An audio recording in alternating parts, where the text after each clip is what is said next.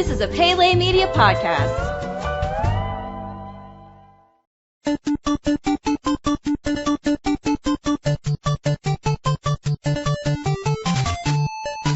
Welcome back to Goonies Minute, everybody. Goonies Minute is the fan podcast where we carefully explore the movie Goonies minute by minute. I'm Brady. And this is Chris. And we are going over minute number 63 today. So today we meet back up with Troy, and the Goonies are actually dumb enough to think that they can send Andy up and that she's going to be okay. Yeah, I know, and I know from talking with you about this movie for many years that Troy is your favorite character of this movie.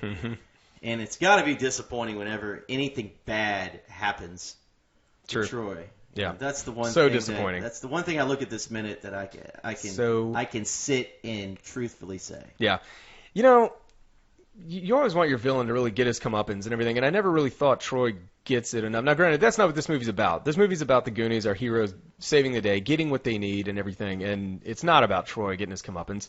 But man, I would love to see it happen. I mean, this guy really sucks. He's a sweet guy, like you always said. But, like to find out how sweet he actually is, let's get into the minute. Let's get into the minute. In the previous minute, the Goonies realized that Troy was at the top of the well. Troy had flipped a coin in the wishing well. His coin immediately flipped back out. At 63 minutes, Troy looks down into the well. Data recognizes that it's Troy. All of the Goonies begin to scream for Troy to lower the bucket and help them up. Troy recognizes Andy as one of them. Andy pleads for him to lower the bucket to help them up. Instead of helping, Troy asks why she's at the bottom of a well. Andy begins to panic and shout while Troy laughs with his buddies. We then cut back to the dungeon where we had previously seen the deformed man chained up and watching TV. He is watching the classic pirate film Captain Blood. Francis and Jake bring in Chunk, who is tied to a chair, and sit him in the corner. And thus ends minute 63 of the Goonies.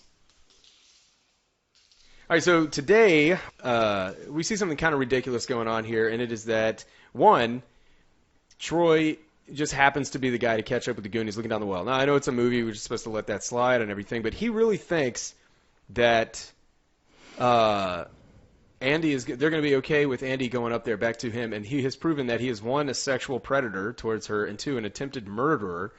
And it's just like, oh, look, there's Troy. Let's just go on up. Let's go on up to that guy. Yeah, and first of all, I wonder I guess Troy just didn't think it was a big deal for him to have done what he did to Brant. Yeah, right. And then, now I can see, a guy trying to look down someone's shirt, but then as soon as they get caught, I would think that they wouldn't do it again. Exactly. I mean, I can think guys going to do that at that age, but as soon as they get caught, the respect is that, hey, I saw you do it, don't do it again. Mm-hmm. You could say that, oh, he shouldn't be doing it. Maybe he shouldn't, but it's just going to happen. So I'll give him that. But once the first time, you need to apologize and not do it again. So he's a really terrible person. And one of the notes I have, though, is, would you ever think that the Goonies would be excited to see Troy? You know what? After the experience that they've had, probably. Yeah. There's a familiar face. It doesn't matter if this guy likes us or not. He might still understand the severity of our situation and help us. Can you imagine what Troy thought is like first of all, the excitement of wishing for something like this, and he's still a kid. Yeah. He's wishing for something. I want to get with Andy. Mm-hmm. And then for that coin to come back and her to be down, that had to be absolutely. I would run. So we've talked about how Troy has just got to be written to be over the top. I mean, that's got to be intentional. There's no way. I know it's a kid's movie and everything, and he's supposed to be your villain. He's supposed to be kind of written over the top, but it is just a little too far, don't you think? He is over the top. And but I think it's purpose because being that still a lot of kids are looking at this, there's the cliches that are in here. There's the lines that have to be said even though they're understood. Kind of like when Andy described the wishing well. It's like, of course that's what it is. There's a line that Troy says, "See, guys, wishes do come true." That's one of those cliche lines that really, but we're saying really because we're older, but as a kid, we'd be like, yeah. Yeah. You know what I mean? You have to keep that in mind. That this you got to is a throw the movie. kid stuff in every once in a while when the kid stuff in. I want to share a stupid story real quick. Oh boy. That I used to do things like if certain song comes on next, then I'm gonna ask this girl out. If a certain this happens, I'm gonna date this girl. Or like I would Like do things superstitious? like I would do things like that. It's like if this happens, it's a sign.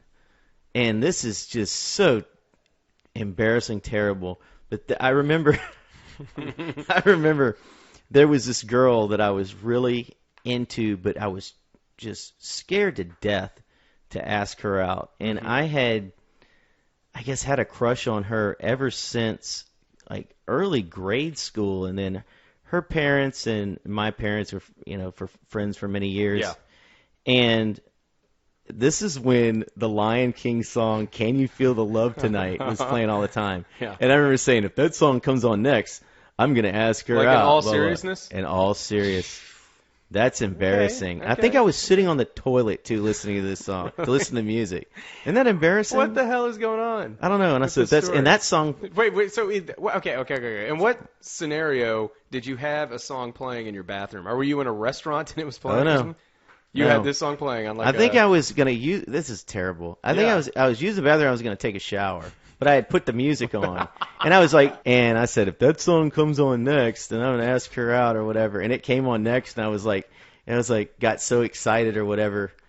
Do you think I really asked her out? No, because I was still a coward, a shy coward. I don't think I've ever told anybody that story. Well, you have just told thousands of people. Yeah. So. And it's really just, it's how bad and frightened my my early high school years were. Yeah. So how did it work out? Did she date you? I never asked her You out. never asked her I was out. still too chicken, even though the gods put that song for me to listen to. But you Finally. know what? Hey, What? it didn't happen for Troy, and it didn't happen for Chris. That's right. So, hey, I'm just like Troy, right? Yeah. If you want to use that deductive reasoning. And there you go. So moving on. Moving on, It's but a that had to beautiful be. story. That is a great story. It is a beautiful As a story. poet. I'm glad you were finally able to tell it for the first time to a lot of people. Okay. So whenever there's this shot from Troy's perspective looking down into the well, it always gives me some anxiety because it's this narrow little space that they're looking down into and you can see them down in there. I have always had this fear of falling into a well. And you've seen on like Rescue 911, you remember that show? Yo, I Different loved it. stories. William Shatner. William Shatner. Like different cases of stuff similar to that where kids or whatever will fall into a well, and sometimes our dogs, and they'll be down there for days. Oh, in I these know. And they've tight had little spots. amazing stories about that Amazing. of Yeah. discovery. But, I mean, how many times probably people falling down there and you nobody never finds them? find them. I have there's a story I've been told about an ancestor I have from 100 some odd years ago, probably a little more than that, who fell down a well. And I don't know if they died or if they were rescued, but just the image of someone falling down let's say like half a foot by half a foot space that it goes down however long it has to get down to the water source is insane. So every time I see this part in the movie, I get like really anxious. It scares me too, but I have a legitimate question. What's that? Let's say you fell in a well. Mm-hmm. Can you still make a wish that you could get out of the well? And would it work? Do you have the coin?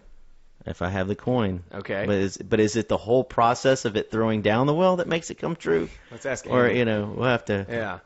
Yeah. I don't know. That's a good way to test the Have our legitimacy of a listeners wishing well. have our listeners think about that and tell me what Please they do. think. Yeah.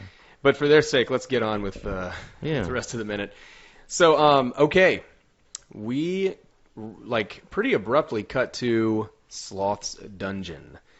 And it's interesting because we're cutting to the TV that's playing Captain Blood, that we actually spoke about on our Patreon episode where we had Scott from Pirates of the Caribbean Minute, and we went down our list of our top 3 favorite pirate movies. And I think his number 3 was Captain Blood. And anyway, so that's what Sloth is watching. It's just kind of a fluke. And they bring Chunk in, and he's tied to a chair and everything. And we start to see Francis and Jake exhibiting the craziest, almost sociopathic behavior in the sense that Francis is going back and forth between talking very sensitively to Chunk and then telling him the most violent things he can. Like, hey, are the ropes too tight? Just sit here, and if you try and escape, I'm going to break your legs. Yeah, he says it so calmly. He says it so calmly. It's terrifying. And then, of course, Jake is over there. And that's the first time that Francis has really- done that, because yeah. usually he's been really crazy, Mm-hmm. balls to the wall. Like, Yeah, but he's been one thing. Yeah, he's been one thing. Jake has been the one more the psychopath, but this is the first time We've seen Francis. we've back seen and forth. Francis in that psychopath mode where Exactly. he can exhibit both sides of the spectrum. Mm-hmm. Yeah, No question. terrifying. And then what's Jake? We had a question about that. We he says, figured out like, what he if you said. if you sit too close to the TV, you're going to ruin your animal. Now we thought about this a lot of different ways. That's right. And I've heard that if you get too close to some electronic devices, people have said, "Oh, it could make you sterile." Really? I've heard that. Do you think that's what he's talking about here? I don't know. He's calling Sloth's manhood his animal. I mean, what do you think it means? I thought he was saying. Tell me what you think it What you're means. talking about probably makes a little more sense. I thought he was saying if you sit too close to the TV, it's going to ruin your inner animal.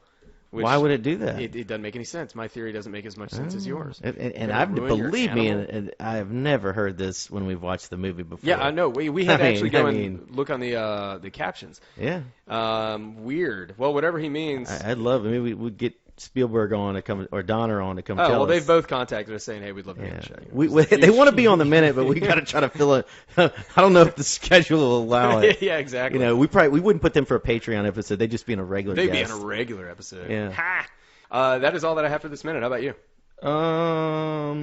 The only other thing is, the Jake was messing with Sloth. with Sloth, and them saying Ma tells him to leave him alone. Yeah, Francis it. comes to Sloth's defense. Yeah, no, Ma. Was that Ma that said that? Ma wasn't down there with him. I don't know. I thought she was yelling at it, but I guess No. no. You're right. You're right. I think it's Francis who's like, hey, leave him basically alone. leave him alone. So Yeah, they yeah. actually defended him. So yeah, which Anyway. is, again, just weird back and forth behavior, I don't know why it had this kind of sound. I thought it was. But no, that's all I got. Who knows? That's all I have, too. All right, everybody. Thank you so much for tuning in to minute number 63. We will be back tomorrow with minute number 64 of the Goonies. And until then, this is Brady. And this is Chris. We're here to remind you that Goonies Never say die.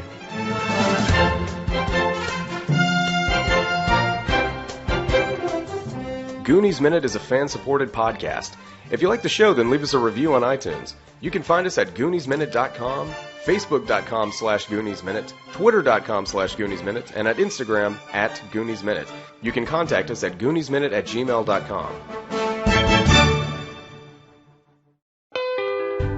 You've been listening to a Pele Media podcast. For premium content and exclusive podcasts, visit us at patreon.com/Pele Media. Check us out on Facebook at facebook.com/Pele Media and follow us on Twitter at twitter.com/Pele Media.